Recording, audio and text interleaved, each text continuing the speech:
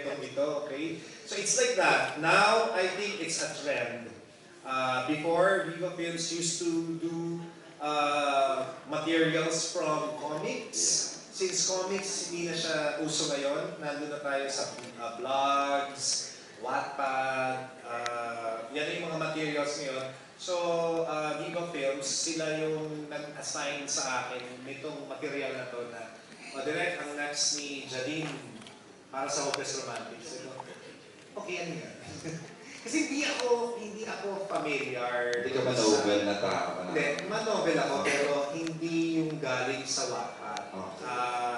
I read books pero mas type yung biography.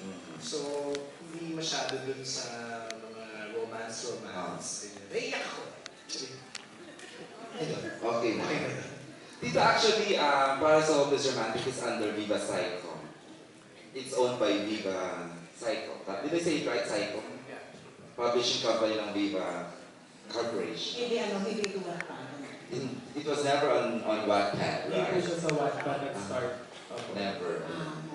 Ngayon, kung sa bagay, sa title pa lang, alam mo na kaagad na, na parang kiklik ito, especially with the younger generation. Yes. Ngayon, gusto ko malaman kay Marcelo,